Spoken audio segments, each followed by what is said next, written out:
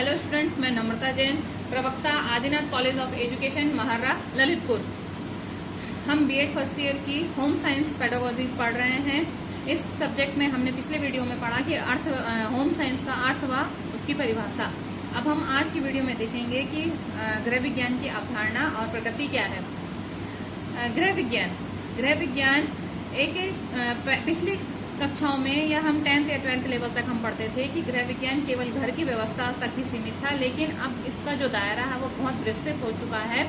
गृह विज्ञान को अब केवल घर से संबंधित ही नहीं देखा जाता है, बल्कि गृह विज्ञान में हम उन सभी मानवीय गुणों, मानवीय व्यवहारों को लाते हैं या उनका अध्ययन करते हैं। साथ साथ में सामाजिक जो सामंजस्य स्थापित करना है, साथ साथ में जो हमारी गृहिणियां हैं, जो हमारी बालिकाएं हैं, अब शिक्षित हो चुकी हैं, तो वो घर को व्यवस्था को सुचारू रूप से चलाने के लिए वो अपनी अर्थव्यवस्था को भी समझती हैं और उसके अनुसार ही वो सही से नियोजन करती हैं और उसके अनुरूप ही वो बजट बनाती हैं। साथ साथ में धनोपार्जन करने में और घर की स्थिति को सुधारने में वो सहयोग देती हैं। इस तरीके से गृह व्यवस्था है जो वो वैज्ञानिक पहलू के साथ में भी मिक्स हो गई है या मर्ज हो गई है। तो अब हम एक तरीके से गृह विज्ञान की जो अवधारणाएं कहती है कि एक गृह विज्ञान है जो वो एक तरीके से कला भी है और साथ साथ इसका विज्ञान भी है। कला यानी कि सुंदरता।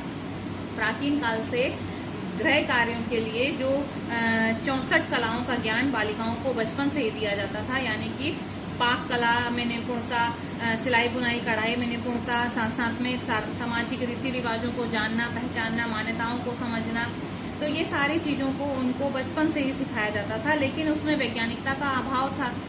अब जो गृह विज्ञान शिक्षा है वो वैज्ञानिक आधार हो गई है, क्योंकि शिक्षा भी कहीं ना कहीं वैज्ञानिकता को प्राप्त कर लिया है। जो हम आज की शिक्षा है वो बहुत ज्यादा हमने अपनी टेक्नोलॉजी और नई तकनीकियों के माध्यम से हम शिक्षा को प्राप्त करने लगे हैं।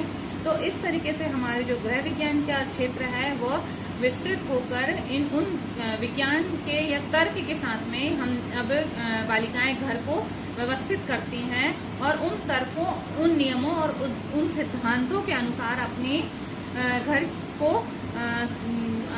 को व्यवस्थित करती हैं।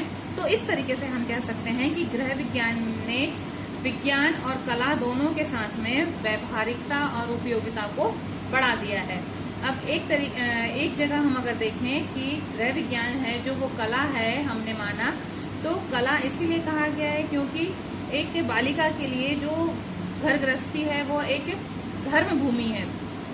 तो उस धर्म भूमि को सुचारू रूप से चलाने के लिए वह रिश्ते नाते, मानवीय संबंध, उचित व अनुचित का ज्ञान, अपने कर्तव्यों को, अपने जिम्मेदारी को, इन सबको निभाती है अपनी धर्म भूमि समझकर। और वहीं वह अपने, अगर इसको विज्ञान के रूप में देखा जाए तो वहीं जो गृहिणी है या बालिका है वो उसको एक कर्म भूमि के रूप में देखती है, यानी कि अपने परिवार की उन्नति के लिए और अधिक से अधिक वृद्धि करने के लिए वह क्या करती है, अपने घर परिवार का सहयोग देती है। साथ साथ में कुछ पैसे बचाने के लिए, कुछ पैसे जमा करने के लिए घर से बाहर भी जाकर भी वो अपने परिवार का सहयोग देती है। तो इस तरीके से हम कह सकते हैं जो गृह विज्ञान है वह एक कला भी है और साथ साथ में वैज्ञानिक भी है।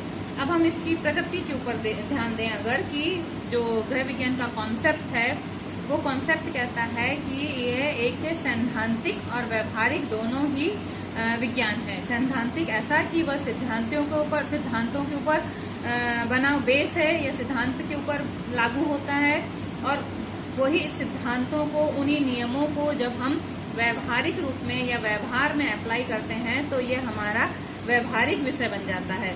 इस प्रकार से गृह विज्ञान की जो प्रकृति है वह दोनों ही चीजों को निर्भर है, एक कहीं ना कहीं सिद्धांतों पर भी और कहीं ना कहीं व्यवहारिक ज्ञान पर भी। गृह विज्ञान की प्रकृति कहती है कि समय की बचत, फिर आहार संबंधी ज्ञान, यानी कि हम गृह विज्ञान में समय और ऊर्जा दोनों की अगर सही से अगर उसको होम साइंस का ज्ञान होगा बालिका को, तो वह अपने समय का और कहीं ना कहीं ऊर्जा को भी अपने बचाकर और उनको सही जगह पे इस्तेमाल करेगी। साथ साथ उसको आहार संबंधी, पौष्टिक भोजन संबंधी भी ज्ञान में होगा, साथ में स्वास्थ्य व शरीर संबंधी भी ज्ञान भी होगा उसको। साथ में क्रय विक्रय बचत आदि का इन विषयों का भी उसको ज्ञान रहेगा।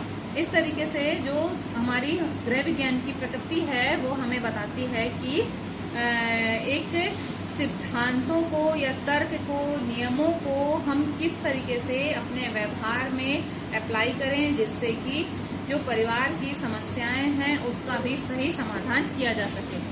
अब हम देखते हैं कि गृह विज्ञान का हमारे गृह विज्ञान का महत्व क्या है, यानी कि हमको ऐसा क्यों जरूरी है, क्या आवश्यकता पड़ी गृह विज्ञान की या इस सब्जेक्ट को लाने की, या इस विषय के अनुरूप बच्चों को या बालिकाओं को इसका ज्ञान देने की क्यों पड़ी, ताकि वह अपनी गृह व्यवस्था का अच्छे से सुचारू रूप से चला सके।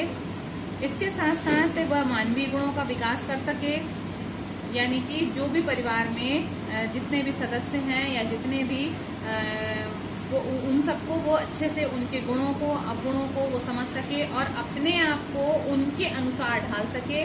साथ साथ में शरीर विज्ञान को भी का भी इसमें ज्ञान दिया जाता है, शारीरिक ज्ञान भी दिया जाता है।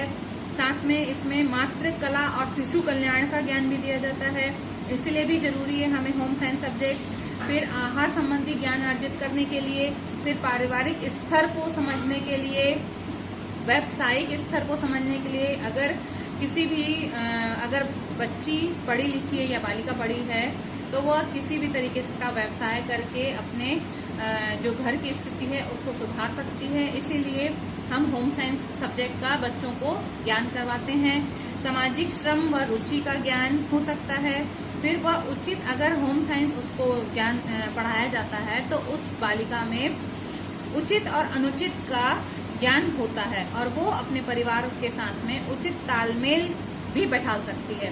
इस तरीके से अगर बालिका का सर्वांगीण विकास होता है, जैसे कि वो होम साइंस से वह अपना सामाजिक, मानवीय, मौलिक, भौतिक, साथ साथ सांस्कृतिक, सामाजिक, आर्थिक, धार्मिक सारा ही विकास, यानी कि वह सर्वांगीण विकास अगर कोई सब्जेक्ट या कर सकता है तो वह उसका होम साइंस है। इसीलिए बालिकाओं को खासतौर पे गृह विज्ञान शिक्षण की आवश्यकता होती है और हम इस सब्जेक्ट को लाने का भी औचित्य यही है कि वह अपने ही साथ साथ अपने परिवार की भी सुरक्षा या अपने परिवार की भी जिम्मेदारियों को अच्छे से समझ सके, साथ साथ में बच्चों का और परिवार का अपने उचित तालमेल बिठा सके।